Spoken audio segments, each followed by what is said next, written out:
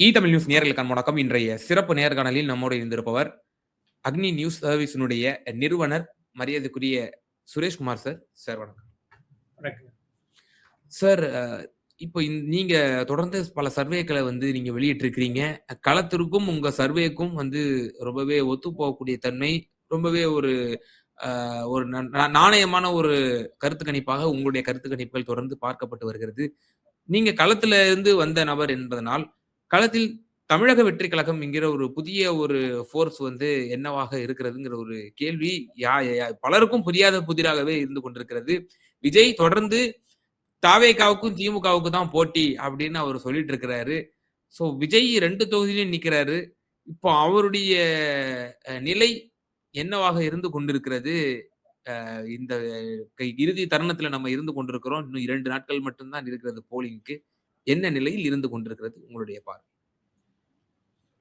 Sir, டிவிக்கு இப்ப இவங்க பார்லிமெண்ட் எலெக்ஷன்ல போட்டிட்டு இருந்தாங்கன்னா அவங்களோட ஸ்ட்ரென்த் தெரியும்.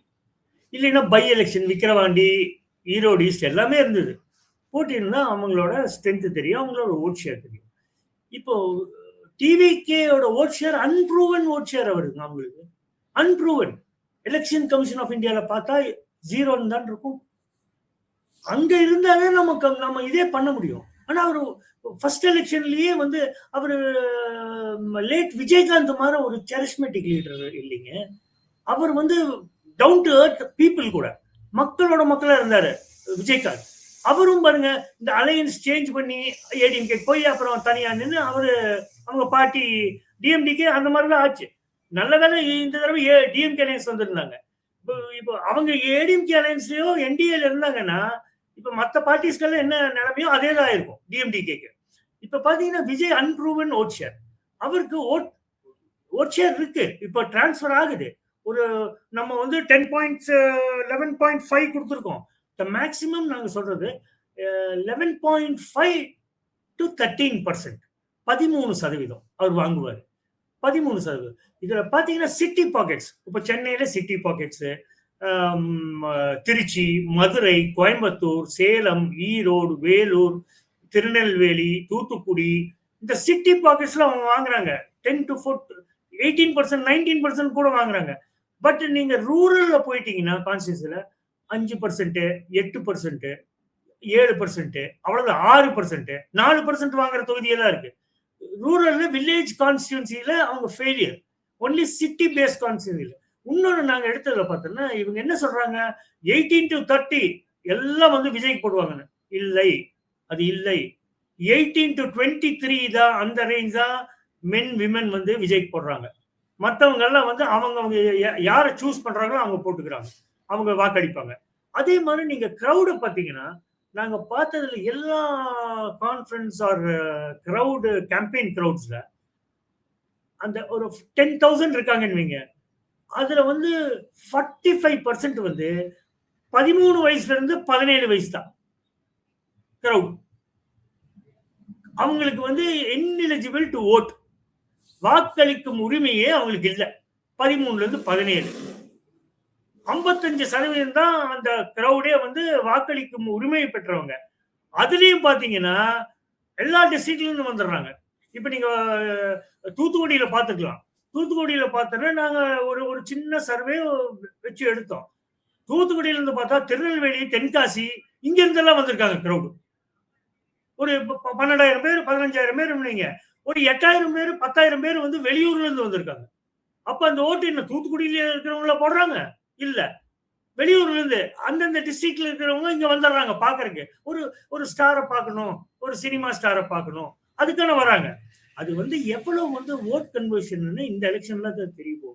பட் பெருசா இவங்க சொல்ற மாதிரி 30%, 35%, 45 கூட போயிட்டாங்க. இப்போ 45 போயிட்டு கம்மி ஆயிடுச்சு. 30, 35 அதுலயே ரேஞ்சில.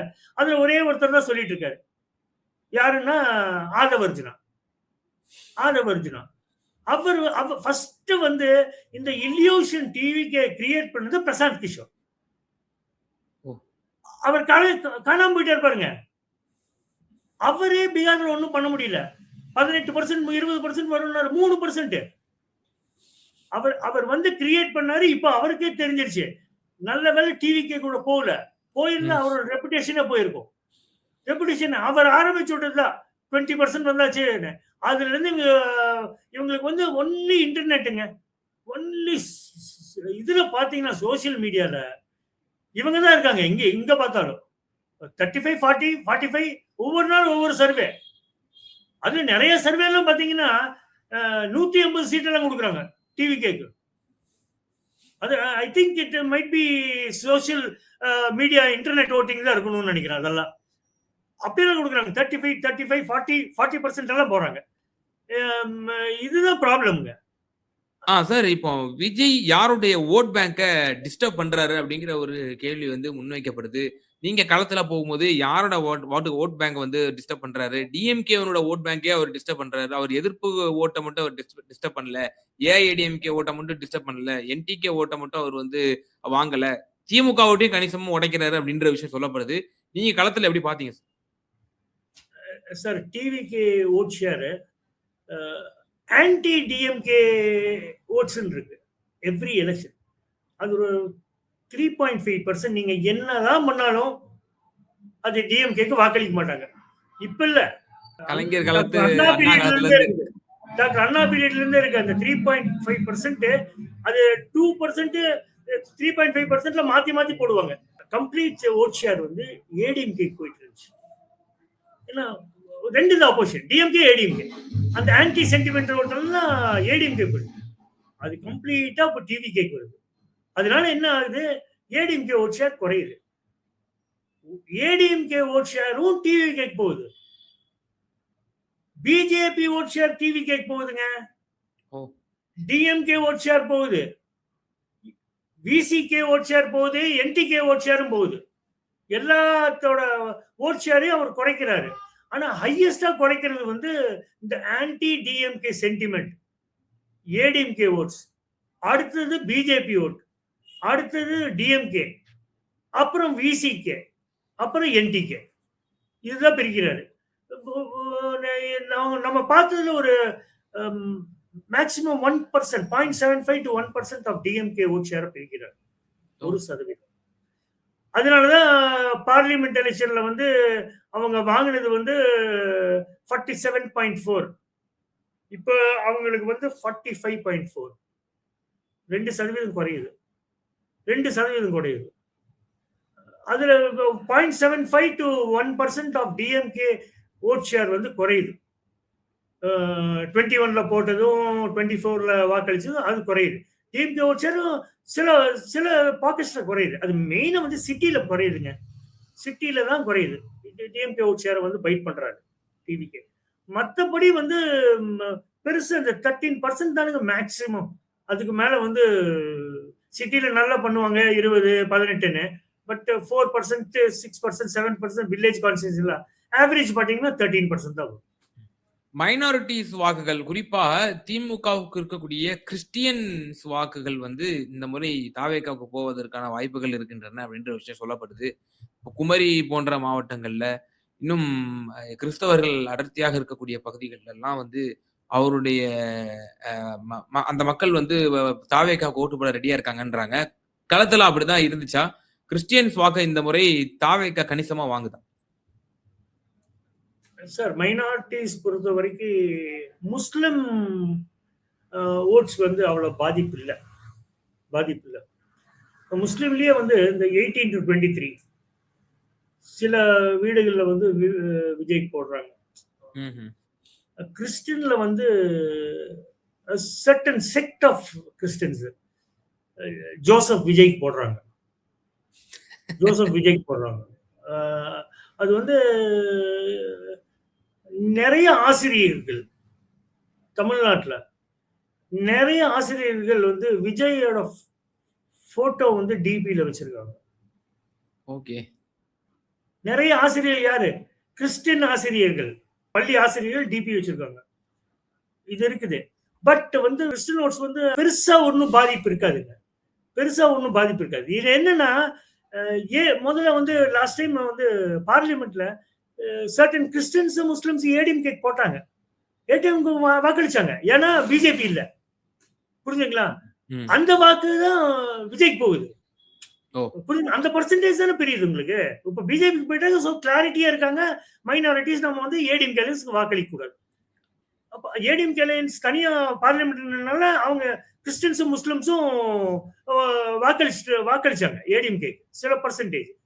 அந்த பெர்சென்டேஜ் விஜய்க்கு போன மாரி தான் டிஎம்கேவோ, ஏடிஎம்கேவோ எடுத்துக்கணும். பட் பெருசா வந்து கிறிஸ்டியன்ஸ் 90% போயிரும். ஜோசப் விஜய்க்கு தான் வாக்களிப்பாங்க. அது இல்லைங்க. அது இல்ல. கிறிஸ்டியன்ஸ் வந்து ரொம்ப தாட்ஃபுல். நீங்க கிறிஸ்டியன்ஸ பொறுத்த வரைக்கும் இந்த ஒரு வார்த்தை இருக்கு. எப்பவுமே இந்த வின்னிங் ஹார்ஸ் இருக்குல்ல, வின்னிங் ஹார்ஸ் அது பின்னால தான் போவாங்க. இப்ப தமிழ்நாட்டிலேயே பாருங்க, இப்ப என்ன வேணா சேஞ்ச் ஆகும். அந்த வின்னிங் ஹார்ஸ் தெரிஞ்சிருச்சு. இந்த வின்னிங் ஹார்ஸ் பின்னாலேயே தான் மக்கள் போவாங்க. வாக்களிக்கும் போது அதே மென்டாலிட்டியில போவாங்க. ஓ! எல்லா இடத்துலயும் சொல்றாங்க டிஎம்கே தான் அலையன்ஸா ஜெயிக்க போகுது. அப்ப நம்மளும் ஏன் போய் தோக்குறவங்களுக்கு போடணும்? நம்ம இவங்களுக்கு போடணும். அப்படி பார்க்கும்போது இன்கேஸ் விஜய்க்கு வாக்களிக்கணும்னு நினைக்கிறவங்க கூட மாறலாம். All in the game election. But Vijay வந்து அவ்வளவுதாங்க. அவர் ஸ்ட்ரென்த் அவ்வளவுதான். பார்க்கலாங்க. அடுத்த பார்லிமெண்ட் எலெக்ஷன் அவர் இருக்காருன்னு பார்ப்போம். அவரு இறுதியான ஒரே ஒரு கேள்வி. நீங்க உங்க சர்வேல வந்து பெரம்பூர் மற்றும் திருச்சி கிழக்குல அவர் தோல்வி அடைவார் அப்படின்ற விஷயம் சொல்லியிருந்தீங்க. களம் வந்து அப்ப அங்க டிஎம்கே உதயசூரியன் அங்க ஸ்ட்ராங்கா இருக்குன்னு கருதுறீங்களா? வேற என்ன ஃபேக்டர்ஸ்லாம் நீங்க அங்க பார்த்தீங்க? அப்ப தோல்வி அடையறாரு அப்படின்னா, அப்ப எப்படி எந்த மார்ஜின்ல தோல்வி அடையாருன்னு நினைக்கிறீங்க? நிறைவான சார் திருச்சி பொறுத்த வரைக்கும் மைனாரிட்டி கிறிஸ்டியன்ஸ் இருக்காங்க, முஸ்லிம்ஸ் இருக்காங்க. அங்க முஸ்லிம்ஸ் வந்து 90% நம்ம எடுத்ததுல டிஎம்கே அலையன்ஸ்க்கு வாக்களிக்க போறாங்க. கிறிஸ்டியன்ஸ் வந்து ஒரு 25 to 30% டிவிகேக்கு வாக்களிப்பாங்க. அங்க வந்து டிஎம்கே அலையன்ஸ்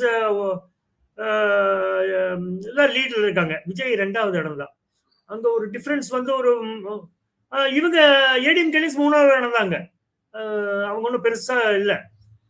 டிஃபரன்ஸ் வந்து ஒரு 5,000 to 10,000 டிஃபரன்ஸ். டிஎம்கே அலையன்ஸ் ஜெயிச்சிடும். பெரம்பூர் பாத்தீங்கன்னா நெக் டு நெக் இருக்கு. இப்போ நெக் டு நெக் இருக்கு. But slightly favouring DMK alliance. ஏன்னா மற்ற ஃபேக்டர்ஸ் நிறைய ஃபேக்டர்ஸ் இருக்கு பெரம்பூர்ல. அதனால slightly advantage to DMK alliance. அதுல ஒண்ணு பார்க்கணும், ஏடிஎம்கே வந்து எவ்வளவு ஓட் ஷேர் வாங்குறாங்க. பாட்டாளி மக்கள் கட்சி நிக்கிறாங்க. திலகபாமா. ஆமா.